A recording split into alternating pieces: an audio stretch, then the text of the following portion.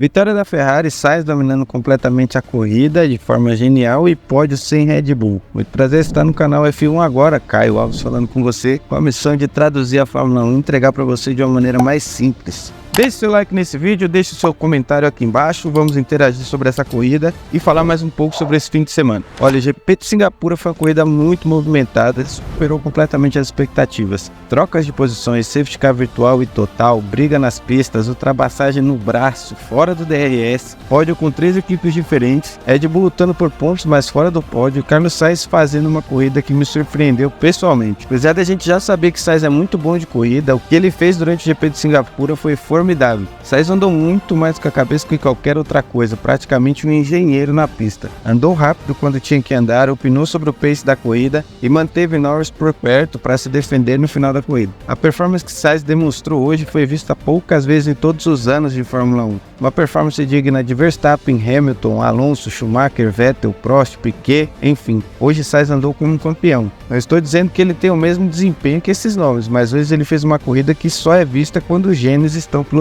Inclusive isso foi falado por nós, sua entrevista no final da corrida, que ele usou justamente essas palavras. Carlos foi gênio. E Hamilton também parabenizou pelo ótimo trabalho que fez durante a corrida. Vou falar sobre tudo isso durante o vídeo e o que aconteceu do início ao fim da corrida, né? No início, logo de cara, Lance Stroll não largou. Stroll afirmou que não conseguiria participar da corrida por conta de dores no corpo, né? A pancada que ele sofreu aí na classificação foi muito feia. E aí, por que Drugo não pôde competir? É o seguinte, Drugo teria que participar da classificação para que pudesse correr, né? Efetivamente o piloto tem que participar de um treino classificatório para estar apto para a corrida. Outra coisa que impediria Drugo de correr é que ele não era o piloto reserva disponível para esse GP. Aston Martin tem 2, Drugovich e Stoffel Van Dorn. Nesse caso, no caso desse fim de semana, era Stoffel Van Dorn, então o Drugo não correria de jeito nenhum. Todos os pneus usados logo de cara, Verstappen, Pérez e Bottas saindo de duros, as duas Ferraris com pneus diferentes, Leclerc largou de macios, indicando que atacaria logo de cara, e Pérez saiu de médios, né? A largada foi muito boa para as duas Ferraris, Leclerc assumiu logo de cara a posição e funcionou a estratégia de pneus, pelo menos no início. Hamilton veio completamente por fora e pulou de quinto para terceiro. Russell imediatamente entrou no rádio, perguntando se ele devolveria a posição ou não, mas até o fim da primeira volta se manteve assim.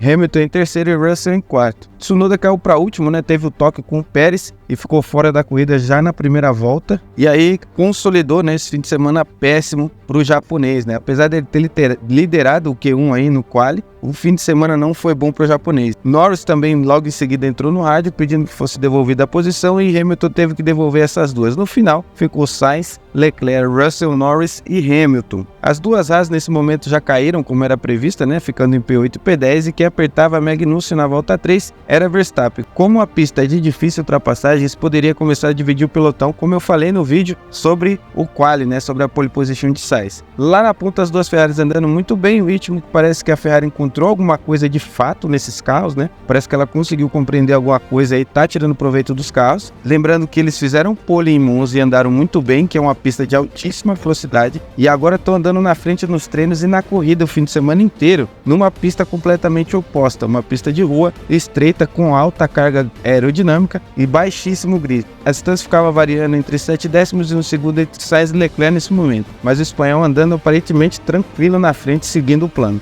Volta 10 e Sainz com a melhor volta, mostrando que de fato está andando muito bem nesse fim de semana mais uma vez, lembrando que ele estava com compostos médios contra macios de Leclerc. Russell, Norris e Hamilton andando praticamente no mesmo ritmo, com cerca de 1,5 segundos de diferença entre eles. Alonso no limbo de performance, se alcançar as Mercedes sem ser apertado demais por Ocon, mais para frente isso daí mudaria, né? Max vinha em oitavo, preso atrás de Ocon e Alonso, fechando o top 10, as duas Haas, tá? Na volta 15, uma corrida com pouca movimentação até aqui. A briga se tornou muito mais estratégica do que disputas na pista, né? A Ferrari pediu para Leclerc manter 3 segundos de diferença para Sainz, por qualquer questão aerodinâmica que desgastasse mais seus pneus, e para assegurar a vitória da Ferrari, né? De cara já deu para ver pela estratégia e pelo modo como eles vinham tocando a corrida que Leclerc seria, de fato, sacrificado para que Sainz levasse essa vitória. Outro ponto é que eles queriam evitar o undercut das outras equipes. Estratégia de boxe aqui fundamental dentro de Singapura. Ao contrário do que a gente já viu esse ano acontecer, no ano passado também, a Ferrari estava errando demais nas estratégias, né? Inclusive trocou cerca de 10 pessoas só dentro desse ano do time de estratégia deles, mas até aqui o que eles estavam fazendo era o que era preciso, sacrificar um dos pilotos para vencer uma corrida. Na volta 19 começou as emoções. Sargent pregou no muro, mas coisa bem rápida. Ele conseguiu sair e levar o carro até o pit. Essa pista, só para lembrar, tivemos safety car nas últimas 3 edições. E apesar da batida, como eu falei, ele conseguiu levar um pedaço de carro pendurado, mas conseguiu levar para os boxes. Mesmo assim, logo em seguida, foi instaurado o safety car total. Nem foi o virtual, o que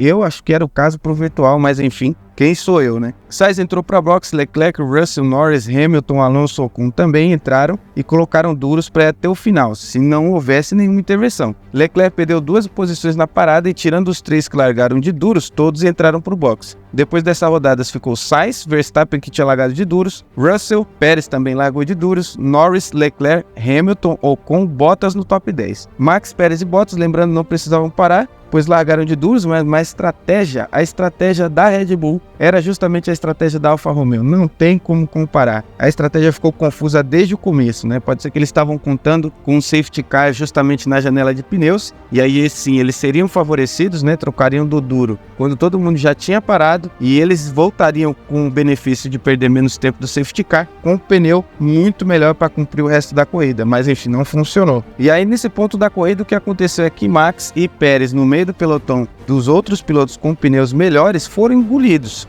todo mundo passou do jeito que quis passar. Bom, até esse ponto aqui a estratégia da Ferrari parecia melar, porque enfim, quem estava atrás era Verstappen com uma Red Bull, que sabidamente o ano inteiro anda bem. Nesse fim de semana, inclusive, não andou tão bem, né? Singapura cumprindo seu papel de punir a equipe dominante no seu fim de semana. O engenheiro de Sainz entrou imediatamente no rádio, dizendo para Sainz não sumir da frente de Verstappen, manter novamente o pelotão compacto, e isso dava para entender, tá? Quanto mais compacto o pelotão se mantivesse, com o Max devendo uma parada, mais para trás ele voltaria, mais briga ele teria, menos riscos a Ferrari correria lá na frente. Russell ataca imediatamente Max e passa. Leclerc erra e Hamilton passa ele na pista. Alonso, inclusive, nessa rodada de pista se atrapalhou, né, que cruzou a linha branca de entrada lá, tomando 5 segundos. Norris, mais atrás, também passou Pérez. Imediatamente Hamilton veio para cima de Pérez, para não perder tempo. Inclusive, foi linda essa manobra aí, tá? Tivemos 2 ultrapassagens na mesma curva, né, envolvendo 5 carros lutando por 2 posições. A ordem nesse momento ficou Sainz, Russell, Verstappen, Norris e Hamilton no top 5. Isso se deu por conta das 2 Red Bulls estarem com pneus de 24 voltas, como eu falei, eles estavam devendo aí um pit stop, né? Ou seja, a Sainz já tinha a vantagem de um pit stop inteiro, que era de cerca de 28 segundos, enquanto o pelotão inteiro atrás de Verstappen e Pérez estava com um pneu de 1 volta. Na 27, Hamilton chega em Max, é claro que Max não oferece resistência alguma, a briga dele não era para ficar na frente da Mercedes nesse momento, né? Por conta da diferença da idade dos pneus, né? Nesse momento girava em torno de 20 voltas, então era muita coisa, mesmo com o mesmo composto, 20 voltas mesmo para Red Bull e Max Verstappen faz diferença. Metade da corrida já se passou e Sainz mostrando seu lado calculista e inteligente, seguindo a risca a estratégia proposta pela Ferrari da compactação de pelotão. Ficou bem evidente, pois os pilotos do meio do pelotão andavam no mesmo ritmo ou abaixo dos ponteiros, e até Russell no rádio com a equipe disse que chegaria tranquilamente no final da corrida neste ritmo, pois Sainz estava gerenciando até demais os pneus. A Ferrari sobrou até aqui na corrida e não teria carro para bater eles até aqui no GP. Quando chegamos perto da volta 20, Sainz e Leclerc tocaram voltas rápidas e em 3 voltas abriram 3 segundos para os demais carros, ou seja, a Ferrari em ritmo de corrida estava superior aos outros carros. Na 37, a briga que ganhou destaque foi entre Alonso, Pérez e Ocon. Começou com Alonso em cima de Pérez, né? Ocon levou a melhor no braço e passa Alonso, indo a caça de Pérez. Gasly já tinha passado Magnussen, encostou na briga trazendo Piastri também. Pérez ainda não tinha parado, com 38 voltas no pneu, enquanto os demais com 18 voltas. Na 39, Ocon mandou bem demais a ultrapassagem em cima de Pérez, inclusive Ocon era aniversariante do dia e vinha com a performance até então impecável.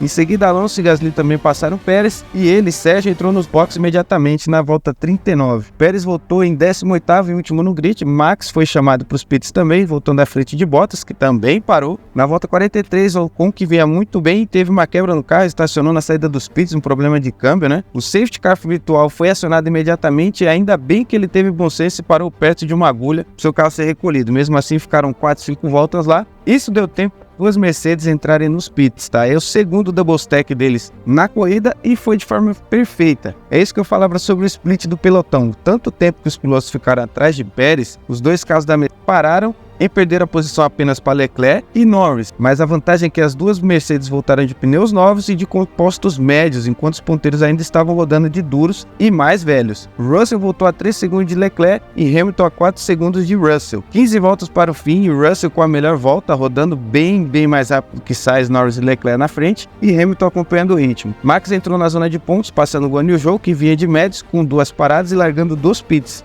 Alonso rodou para completar a tragédia de Aston Martin no fim de semana, Gasly andando direitinho e sem erros, ocupando já a 6ª posição, Piastri e Lawson marcando pontos por enquanto e Hülkenberg atrás deles, fechando o top 10 aí com a Haas pontuando. 10 voltas para o final e Russell já estava a cerca de 1 segundo, ou seja, ele tirou 13 em 5 voltas, era muita diferença. Essa briga determinaria como seria a briga pela vitória também, né? Se Russell passasse rápido, seria complicado para os ponteiros segurarem ele. Russell colocou por fora de Leclerc e deu X na curva, mostrando toda a tração, a diferença de tração de um pneu novo para um pneu usado, né? E saiu muito mais forte e consumou essa ultrapassagem. Hamilton automaticamente já chegou em Leclerc e na próxima zona de DRS passou por fora, freando lá dentro, usando muito bem novamente a vantagem dos pneus. Mais uma vez a Mercedes andando muito com carros que não eram os melhores para o fim de semana, né? Como todo mundo já sabe, eles fazem mais limonada com os mesmos limões. Enquanto isso, lá atrás, Max já chegando em Piastri, que vinha numa corrida muito boa, largando de 17º e sem nunca ter andado no circuito de Singapura.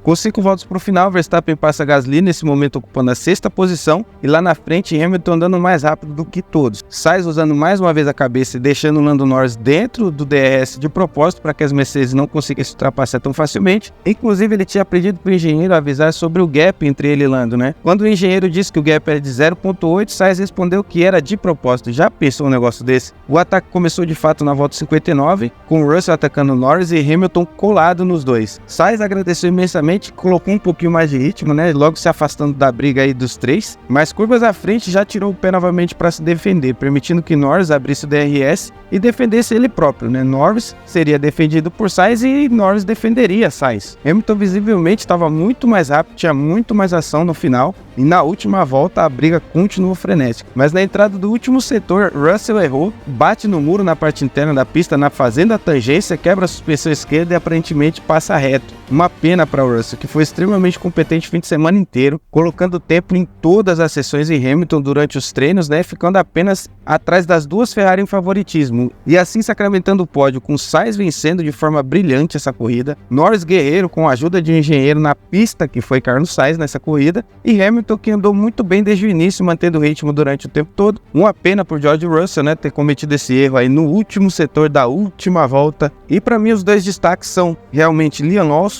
Max Verstappen fez uma corrida belíssima, deu tudo errado para a Red Bull e ainda assim o cara chegou em 5º. Oscar Piastri com a corrida excelente de recuperação e a surpresa que foi grata, essa surpresa em bola lá o fundo do grid, né, dos construtores, a Haas marcando mais um ponto. Volto a falar de Liam Lawson, tá? A AlphaTauri tem 5 pontos nesse ano, 2 foram marcados nessa corrida por Liam Lawson. Então Ricardo que se cuide, Tsunoda que se cuide e até Pérez, né? A gente já viu algumas vezes aí o piloto da equipe pobre, a irmã pobre aí da Red Bull, ocupar o lugar do segundo piloto na equipe principal. Então Checo Pérez que se cuide. Valeu, espero que você tenha curtido, tamo junto, até o próximo vídeo.